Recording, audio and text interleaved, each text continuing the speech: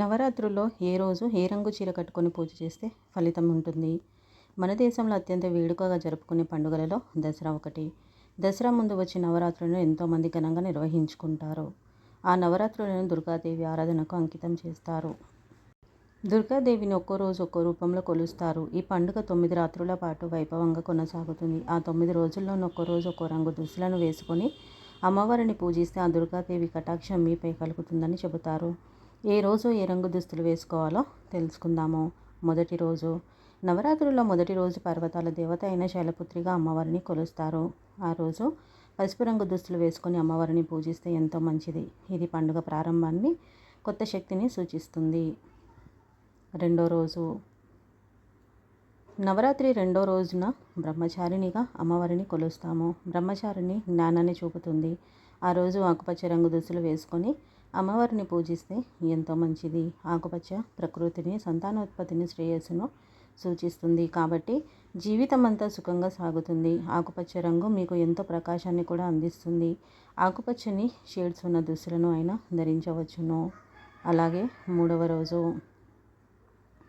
నవరాత్రుల్లో మూడవ రోజు ధైర్య దేవతగా వెలిసిన చంద్రగంట రూపంలో అమ్మవారిని పూజిస్తారు. ఆ రోజు బూడిద రంగు దుస్తులు వేసుకుంటే మంచిది. ఇది బలమైన రంగు, శక్తిని సూచిస్తుంది, స్థిరత్వాన్ని సూచిస్తుంది. చంద్రగంట అమ్మవారు శక్తివంతమైన వారిగా చెప్పుకుంటారు. అందుకే బూడిద రంగులో ఉన్న దుస్తులను ధరించేందుకు ప్రయత్నించండి. ఇంకా నాలుగవ రోజు. నాలుగవ రోజున నవరాత్రుల్లో 4వ రోజున కూష్మాండ రూపంలో దుర్గాదేవిని పూజిస్తారు. ఆమె శక్తికి సృజనాత్మక చిహ్నము. కూష్మాండ అమ్మవారిని పూజించేందుకు నారింజ రంగు దుస్తులు వేసుకుంటే మంచిది. నారింజ రంగు గాజులు వేసుకుంటే అంతా మంచి జరుగుతుంది. మీ ఇంటిని బంతి పువ్వులతో అలంకరించండి. నారింజ రంగుతో అమ్మవారిని పూజించండి. 5వ రోజు. నవరాత్రుల్లో 5వ రోజును కార్తికేయుని తల్లి అయిన స్కందమాతకు అంకితం చేశారు. ఆమెను తెలుపు రంగు వస్త్రాల్లో పూజించాలి. తెలుపు రంగు స్వచ్ఛతకు, శాంతికి ప్రతీక, సామరస్యాన్ని సూచిస్తుంది. పండుగ సమయంలో శాంతి కోసం పిలుపునివ్వడం అనే అర్థాన్ని కూడా ఇది ఇస్తుంది. ఇక 6వ రోజు. నవరాత్రుల్లో 6వ రోజును కాత్యాయనిగా పూజిస్తారు. కాత్యాయని మాత శక్తికి, శౌర్యానికి ప్రతిరూపం లాంటివారు. ఆ రోజు ఎరుపు రంగు దుస్తులు వేసుకొని పూజలు చేస్తే మంచిది. ఇది శక్తిని, అభివృద్ధిని, ప్రేమను అందిస్తుంది. ఇక 7వ రోజు. నవరాత్రుల్లో 7వ రోజును మహాగౌరి రూపంలో అమ్మవారిని పూజిస్తాము. ఆమె ప్రశాంతతను, స్వచ్ఛతను అందించే దేవత.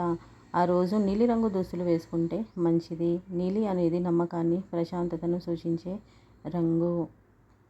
8వ రోజు. నవరాత్రుల్లో 8వ రోజును సిద్ధిదాత్రికి అంకితం చేశారు. ఆ రోజు గులాబీ రంగు వస్త్రాలను వేసుకుంటే ఎంతో ఉత్తమం.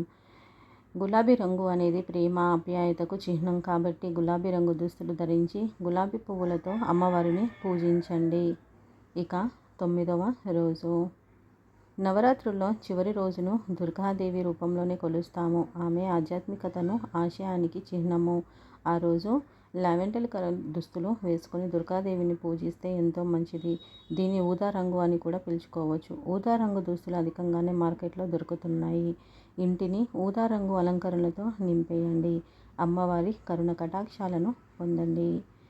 ఈ వీడియో కనుక మీకు నచ్చినట్లయితే లైక్, షేర్, సబ్స్క్రైబ్ చేసుకోండి. మరొక మంచి వీడియోతో మళ్ళీ కలుద్దాము. శ్రీమాత్రే నమః.